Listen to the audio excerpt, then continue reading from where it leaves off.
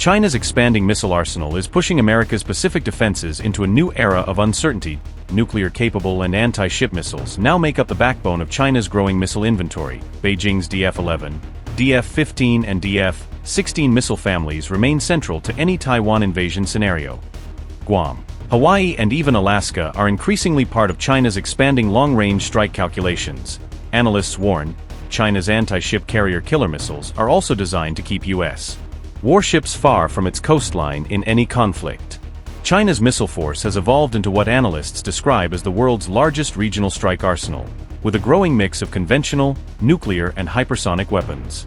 The Pentagon has repeatedly warned that Beijing's expanding missile inventory can threaten Taiwan, Guam and U.S. naval forces operating across the Indo-Pacific. Road-mobile, solid-fuel and dual-capable missiles now form the backbone of China's anti-access and area denial strategy across the region.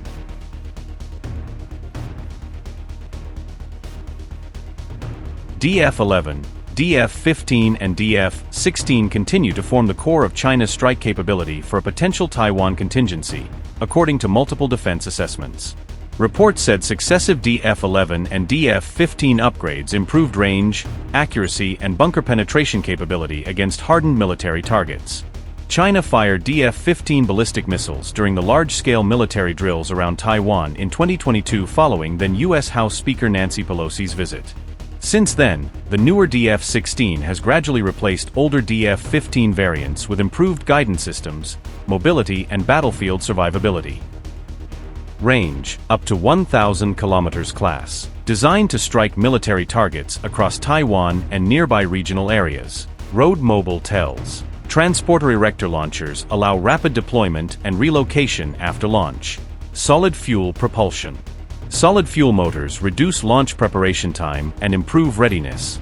Conventional strike role. Primarily designed for precision attacks on military infrastructure and command centers. MARV and bunker buster variants.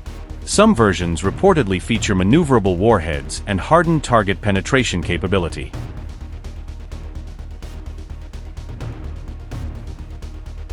The DF-17 introduced what China describes as the world's first operational hypersonic glide missile into frontline military service.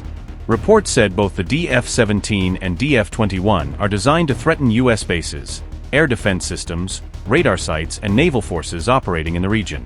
The DF-21 has evolved from its original nuclear role into multiple conventional land attack and anti-ship variants, including the so-called carrier killer version. DF-17, 1,800 to 2,200 kilometers, provides long-range strike coverage across the first island chain. Hypersonic glide vehicle. Uses a maneuverable glide vehicle instead of a traditional ballistic reentry path. Reported speed between Mach 5 and 10.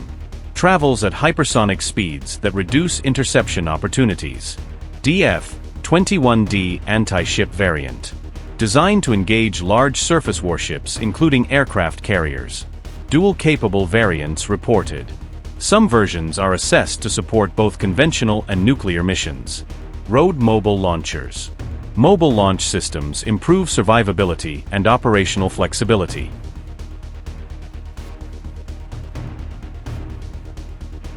The DF-26 has emerged as China's principal regional strike missile, with Guam reportedly falling within its operational range. Reports said the missile can carry out land attack, anti-ship and dual-capable missions using the same road mobile launch platform. The next-generation DF-27 is reported to significantly extend China's strike reach, potentially covering Alaska and Hawaii in future scenarios. DF-26, 3,000-plus kilometer, provides extended regional strike capability beyond the first island chain. Conventional and nuclear capable. Reportedly supports both conventional and nuclear payload options. Anti-ship variant. Designed to target high-value naval assets operating at long distances. Guam within range. Reported capability places major U.S. military facilities on Guam at risk. DF-27, 5,000 to 8,000 kilometers, Pentagon. Pentagon assessments suggest significantly longer strike reach than previous systems. HGV capability reported. Expected to employ a hypersonic glide vehicle for improved survivability. 。 . 。 . 。 . 。 . 。 . 。 . 。 . 。 . 。 . 。 . 。 . 。 . 。 . 。 . 。 . 。 . 。 . 。 . 。 . . . . 。 . 。 . . 。 . 。 . . . . . . . . . 。 . 。 . 。 . 。 . 。 . 。 . 。 . . . 。 。 。 。 . 。 。 . 。 。 。 。 。 。 。 。 。 。 。 。 。 。 。 。 。 .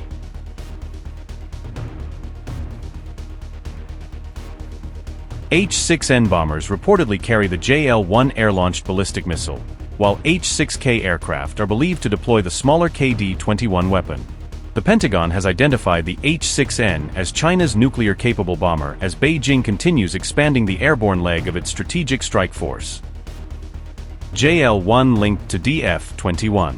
Reportedly derived from technologies used in the DF-21 ballistic missile family. Nuclear and conventional roles. Assessed to support both conventional and nuclear strike missions. KD-21 resembles Russian Kinzhal. Its external design has drawn comparisons with Russia's Kinzhal missile. Possible anti-ship capability. Analysts believe the missile may also be capable of engaging large naval targets.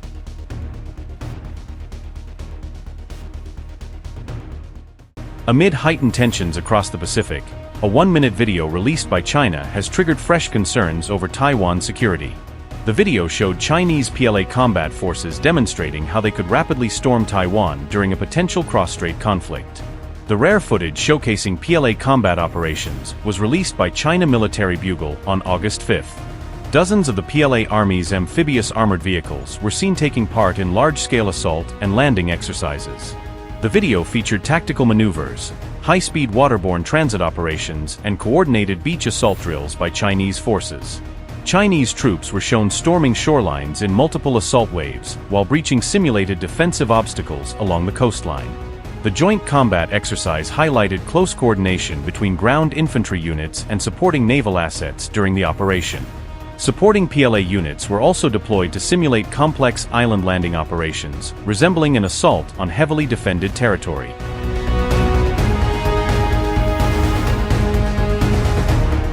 The latest exercise comes as China continues expanding the presence of its aircraft carriers to the east of Taiwan. The waters surrounding the Philippines are increasingly emerging as a potential battlefield if tensions between China and Taiwan erupt into open conflict. China could reportedly deploy its aircraft carriers east of Taiwan in a bid to deter any direct military intervention by the United States. Military experts believe Beijing's strategy would be to intercept approaching naval forces before they can reach the strategically vital Taiwan Strait. According to SCMP, the Philippine Sea could become a crucial operating area for China's carrier strike groups during any future conflict. Decoding China's Philippine Sea strategy. Block U.S. reinforcement forces before they can enter the Western Pacific battlespace. Establish operational control over key stretches of the strategically important Philippine Sea. Create a wider maritime buffer zone to keep potential adversaries farther from China's coastline. Project Chinese military power well beyond Taiwan into the broader Indo-Pacific region. One defense expert argued that China's aircraft carriers are intended to coordinate joint operations rather than directly spearhead attacks against Taiwan. Director, U.S. Air Force's China Aerospace Studies Institute said, and I quote, "I do not regard carriers as the PLA Navy's primary weapons against Taiwan. The most common error is to assume that, because Beijing is acquiring ships that resemble American carrier strike groups, it must intend to use them according to the American operational model. China already possessed ample land-based aircraft, missiles, surface ships and submarines for operations near its coastline, making carriers less important as strike platforms. Then as part of a broader maritime joint fire system linking warships, submarines, bombers and missiles."